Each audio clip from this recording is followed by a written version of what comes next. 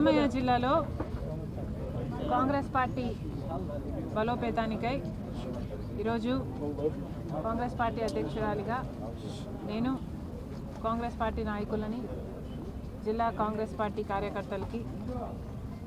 కార్యకర్తలతో కలిసి ఒక సమావేశం చేయడం జరిగింది.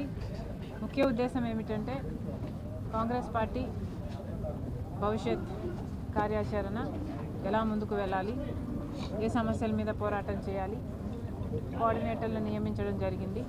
తర్వాత ఆర్గనైజేషన్ డెవలప్మెంట్ అయితేనేమి, లేకపోతే చంద్రబాబు గారి సూపర్ ఫ్లాప్ అయిన సందర్భంలో వాటి మీద పోరాటం చేయడం అయితేనేమి, బీజేపీకి వ్యతిరేకంగా రాజ్యాంగాన్ని పరిరక్షించే విధంగా కాంగ్రెస్ పార్టీ ఉద్యమించాల్సిన అవసరం ఉందని ఇదివరకే చెప్పాము. ఆ విషయంలో పోరాటం చేయడం అయితేనేమి, ఇలాంటి అనేక అంశాలు ఈరోజు కాంగ్రెస్ పార్టీ కార్యకర్తల దగ్గర నుంచి నాయకులు, డీసీసీ ప్రెసిడెంట్లు, కోఆర్డినేటర్లే కాకుండా కింద స్థాయి మండల్ ప్రెసిడెంట్తో సహా వారికి అవకాశం ఇవ్వడం జరిగింది. వారి అభిప్రాయాలను చెప్పుకునే అవకాశం, వారి సమస్యలను చెప్పుకునే అవకాశం ఇవ్వడం జరిగింది. మొత్తానికి చాలా సక్సెస్ఫుల్గా అన్నమయ్య జిల్లాలో కాంగ్రెస్ పార్టీ జిల్లా స్థాయి కార్యకర్తల సమావేశం సక్సెస్ఫుల్గా చేసుకోవడం జరిగింది. Thank you.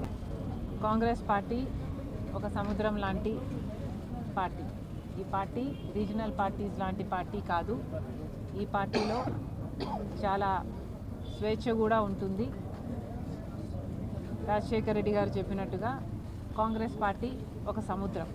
ఈ మహాసముద్రంలో చెత్త కూడా ఉంటుంది. ఆ చెత్త అప్పుడప్పుడు పైకి లేస్తుంటుంది. దానికి మనం చేయగలిగింది ఏమీ లేదు. కాంగ్రెస్ పార్టీ ఈరోజు దేశానికి అవసరమైన పార్టీ.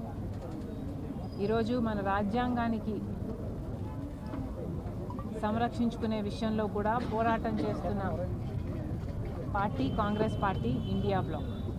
అలాంటప్పుడు ఇంత మంచి కార్యక్రమాలు చేస్తున్న ఈ కాంగ్రెస్ పార్టీలో వెనక్కి లాగేవారు కూడా సహజం. ఇంకా చాలా నీచంగా సంకర జాతి అని చాలా నీచంగా మాట్లాడడం జరిగింది.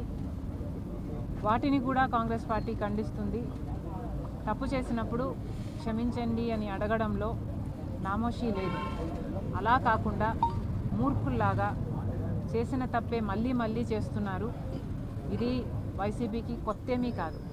ఇదే సజ్జల రామకృష్ణ రెడ్డి కొడుకు కూడా, భార్గవ గారు కూడా నన్ను కూడా వదిలిపెట్టకుండా నా మీద కూడా ఒక సైన్యం సోషల్ మీడియా వేదికగా పనిచేశారు.